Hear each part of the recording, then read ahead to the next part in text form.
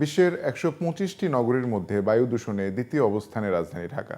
মঙ্গলবার বায়ুমানের সূচক অনুযায়ী ঢাকায় বাতাসের মান ছিল ২১৭।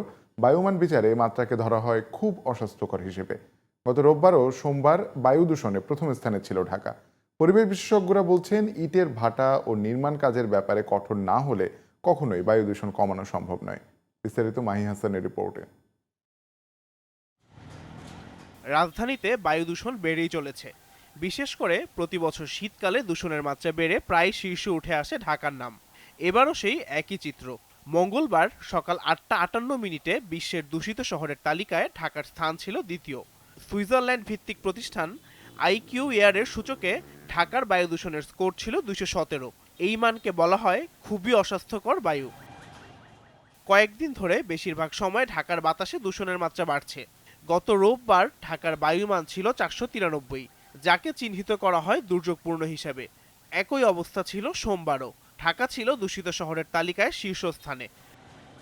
পরিবেশ বিশেষজ্ঞরা বলছেন, বায়ু দূষণের এই মাত্রা অত্যন্ত ভয়ানক। পরিবেশ অধিদপ্তরের উচিত নগরবাসীকে সচেতন করা। শুষ্ক মৌসুম আসলেই প্রতি বছরই আমরা লক্ষ্য করি যে বায়ুর মান দিনে দিনে খারাপ হতে থাকে।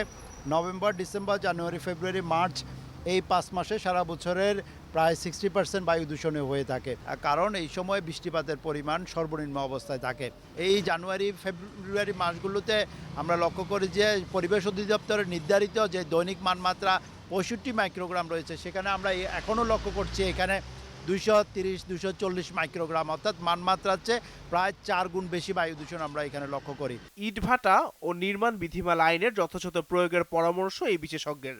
বায়ু দূষণের যে কতগুলো প্যারামিটার রয়েছে, অর্থাৎ ধুলা দূষণ, gaseous pollutant, heavy metal, microbial pollution, এগুলো প্রত্যেকটার জন্য আলাদা আলাদা করে ইন্টারভেনশনের প্রয়োজনীয়তা ফিল করছি।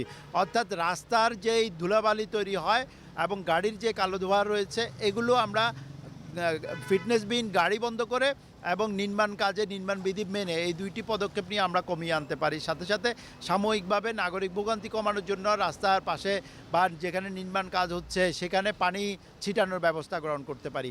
গত ডিসেম্বর মাসে একদিনও নির্মল বায়ু পায়নি রাজধানীবাসী। গবেষণা প্রতিষ্ঠান ক্যাপসের জরিপে দেখা গেছে, ডিসেম্বর মাসে বায়ু দূষণের মাত্রা ছিল গত ৯ বছরের মধ্যে সর্বোচ্চ।